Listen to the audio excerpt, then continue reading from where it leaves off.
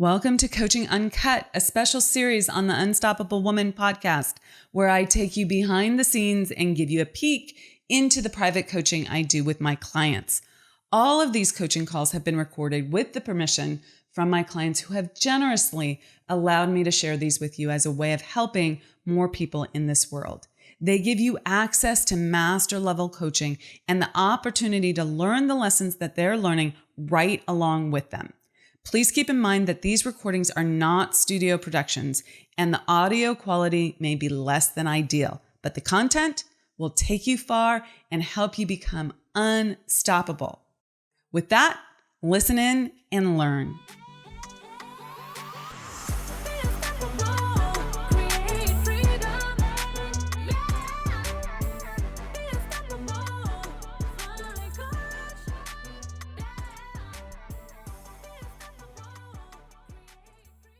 Okay. Sorry about being a few minutes late. I had a previous client who needed a little extra love and attention. So do not worry about it. I'm actually outdoors walking to I'm very excited, first mani-pedi in a grotesque amount of time. I'm very happy about that. Yes. So I don't know that the technician will be happy when she sees my feet, but whatever. Yeah, totally. Okay, so talk to me about where you're at. What are you working on? Yeah. Yeah, I mean, I just before this call found myself getting triggered. It's stupid because I'm fine. It's fine, but this is more over petty shit and it brought me actually back to, the stuff we talked about at the retreat and particularly the addiction to crappy. Mm-hmm. And while, the whole process of picking myself, stopping the cycle, I guess, of getting triggered by anything and then kind of stepping out of it. While I've been through that before and I'm getting better at it, when it happens, I still find I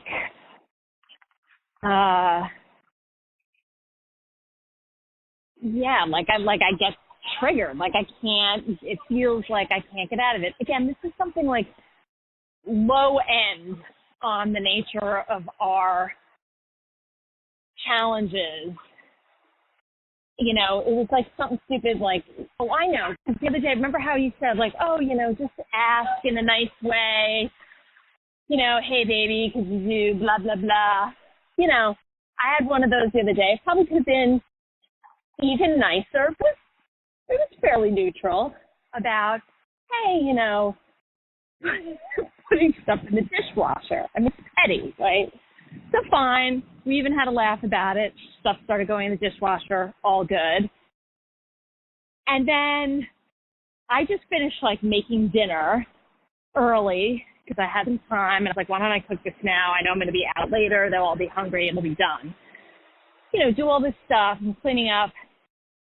And then he's like, under the heading of, keeping the place clean, there was another, spoon with olive oil on the counter. Again, you could slap it at any time. It's so fucking petty. But I, I turned the whole thing in my head into, oh, okay, so I asked you to do something, so now within a day later, you've got to, come back at me with, what haven't I done? And part of me says, well, there's nothing wrong with that. He's allowed to ask for things too. But why does this piss me off? Does it piss me off because I didn't even get a thank you for the fact that I made dinner or all the other things that I cleaned up or this or that? And then I'm like, why am I on my high horse? Because again, so here's the not thing. Wrong. But I'm in it again. You know what I mean? But you're in it again. You get hooked. Yeah. That's my point. So great noticing. And that is the moment where you say, do I want to be addicted to the crappy, right? Yeah. Yeah. Or do I not? Right. I don't. Okay, great. So then at that moment, right, you're like, okay, I don't like this feeling. I feel justified, like the entire Titanic is going down that path of hitting that iceberg of Here we go justification. again. Right, Yeah. okay? Yeah. I'm like fully in that path, okay? That runway, if you will. Yeah. Full on. I know that's the runway because I feel this crappy, okay? Yeah. I know. That's my pattern, okay? I'm aware of that. Right. So then that's the moment where you have to hold yourself to a higher standard and say, what, in the way out, remember we did this at the living room session. So the way out is like, right, the way out is like, what is the result I want? We have to simplify it, okay? Because we go into fog. What is the result I want? Oh, I want a great relationship with my husband. Right. I'm just saying, okay? And I want to feel good. Right. Okay, well then I have to use law of cause and effect. What would actually give me that effect? Staying in the pettiness doesn't. You know that intellectually. Right. Then what would? Okay? And you have to ask yourself, you have to insist that you come up with what would. What would? In that moment, and do that thing, or maybe is it in the early stages of breaking the habit, it's just not reacting negatively, not responding in a petty way? Yes and yes. It's not either or. Yeah. If you are in a full-on trigger, you pause, you wait, you take a few deep breaths, you do something else for a little while, you let it move through your system, and you come back to it. Right. And close the gap on time. How quickly can you implement that new thing? Because that's going to shift things faster. Okay? Yeah. So if you just say, I need some time to figure this out, I need to breathe, and then you never do that, that doesn't work. Okay? Right. That's letting yourself off the hook, and you're basically in the same place. Yep. But and if you're looking, now I want to give you like a little mini solution. Mini because not that it's not a powerful solution, but like if you only work on the individual solutions to these individual incidents, you don't solve the whole problem. Okay? Right. It's solving the symptoms. But as a new way forward, like breaking the pattern and doing something tactical here, it's a conversation which is to say, and you can't do this in your coaching voice, superior to you don't know what you're talking about voice, doesn't work, okay? How I know, okay? But it has to be a real like, hey babe, I actually think like by the letter of the law, you're right, I left the spoon out, right? Yeah. I agree. But fundamentally, we have to figure out how to step out of this place where we're both either irritated or defended. Yeah, exactly. And I don't want to do that by myself. Can you help me figure that out? Right. Okay. That is a different response. Yeah. It's not like I could either agree with him or I could abdicate or I could defend myself. Like, it's a totally different alternative way forward. Yeah, I like that. Of course, the real veg free is saying that without, in that neutral, genuine way, as opposed to, like, I don't like admitting this, but I recognize that I don't know. It's like, it's an addiction to crappy, it's an addiction to superiority. Like, or wanting to hold a grudge or punish him. But anyway, all of the above, but the crappy comes from the need to be superior because it actually doesn't feel good. Okay? It's a temporary thing. Right. And what was the other thing? The need to hold a grudge. Both of those things create crappy. Okay? So I think crappy is the feeling state, and the other stuff is how you get to that negative feeling state. Yes. Oh, and there's also, some weird music in the background. Yeah. You just entered the Sorry. Yeah, no, salon. there's a flautist outside, which is very unusual on New York City corner. Anyway,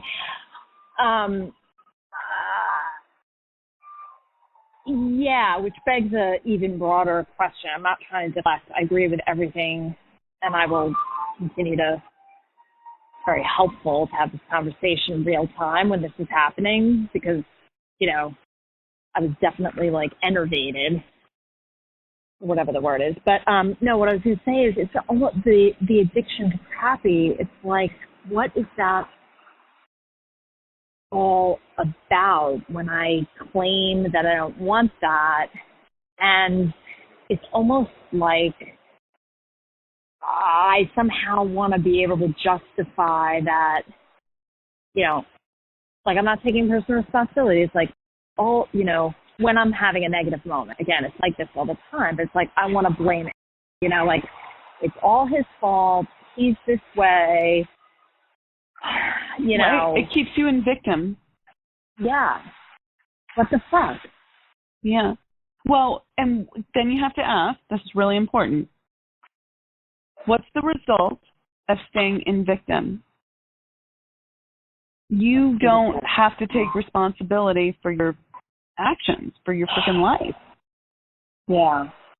And here I am, like, thinking I'm so, ahead of the game on that in general. In some ways you are, okay? But this is like you're going to the next level. You're recognizing that you're doing this in this aspect of your life, and you need to clean it up. Yeah. And I'm really black and white with myself. Like sometimes there's places for discernment and, gradation, and there's other places where you need to be in binary and black and white.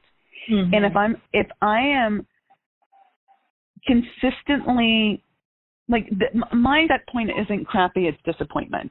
Okay. Okay, but it's the same thing. I just label it differently. It's when I feel that feeling, I'm like, there it is. Okay, right, I'm going back to my set point. But I hold myself, this is what I'm talking about, I hold myself to a higher standard. You're learning this too. It's like, I am seeing this as disappointment. How is it not disappointment? How can I look at this differently? How can I create a different result? That puts me right back into agency, right?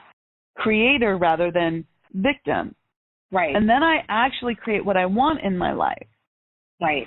And the result of being in victim and not being in agency is that you stay at your set point.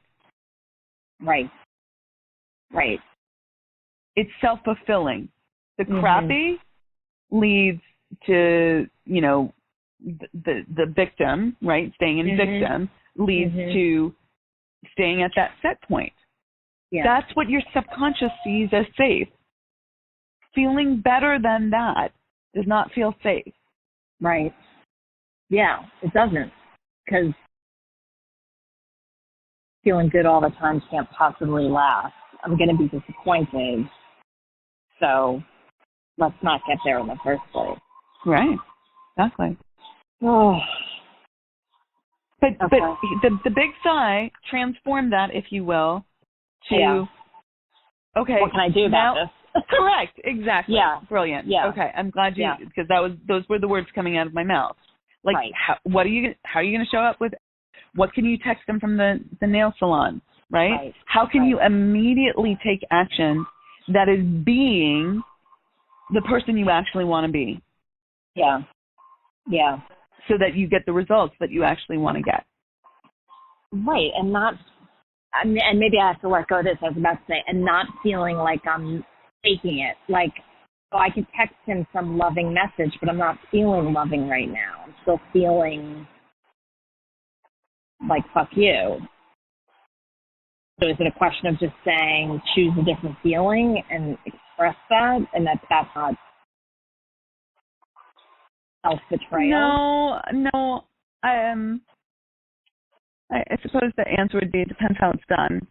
But the way I do this is I will receive the thing, right? Whatever's triggering me, the email, the conversation, the text, whatever. Right.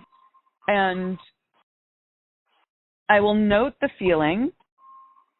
I've learned not to respond immediately because, that's what I need to learn, yes. Yeah, if I'm triggered by it, and I know I am based on the hooked feeling, then my response is going to be snippy, okay?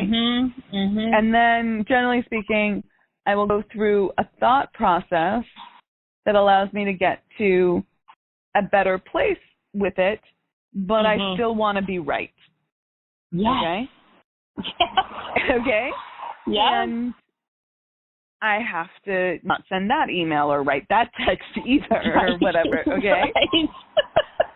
Exactly. And I'm not 100% perfect on this. Just had a someone get challenged, I'm going to say it softly, by the fact that I'm not perfect.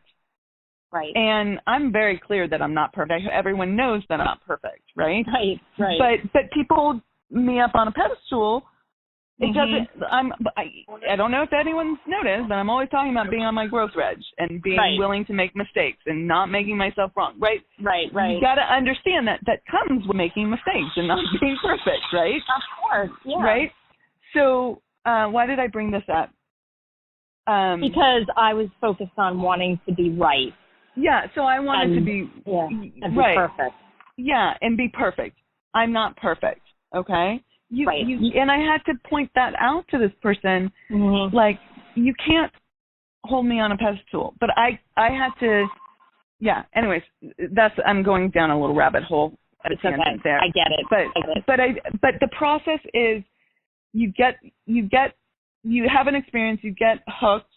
Hopefully you have an experience, don't get hooked. But let's say you get hooked, you don't respond immediately until you can get to the place of responding without being pissy would be first level. Yeah. Second level is being adult and wanting to be right? Yeah. This is very much like nonviolent communication and how I was this, right? Like that's like stage 2, and that's better than being snippy, okay? For sure. But where you really want to get to is we're on the same fucking side. Right. And if you hold that as a litmus test for yourself, how can I write this? How can I respond? What could I say that puts us on the same side? Yeah. Because we basically are. We don't feel like it right now, but we want the, Yeah. You want a great freaking marriage, okay? Yeah. How do you get there? Exactly. Okay? Exactly. Yeah. Oh, just in time. Okay. Now I'm going to get my nails done and continue mulling and calming down. But this has been extremely helpful. So thank you. Good. Okay, awesome. Perfect timing. Can you send me... Wait, before we go, can you send me an update on the business stuff? Like, I love talking about this, but you have some tactical things that were on your list, and I want to make sure that you're staying on track. Okay. I will. Okay. Bye. Take care. Bye. Thank you so much for joining us for Coaching Uncut. If you loved what you learned today, please leave us a comment and let us know. We always love a thumbs up or a 5-star review, so thank you in advance for that. And if you want to take your life and your business to the next level and it's time to scale, please reach out to us and schedule a consult at theunstoppablewoman.com/next level. So that's theunstoppablewoman.com/next level. See you in the next episode. Rock it out and be unstoppable.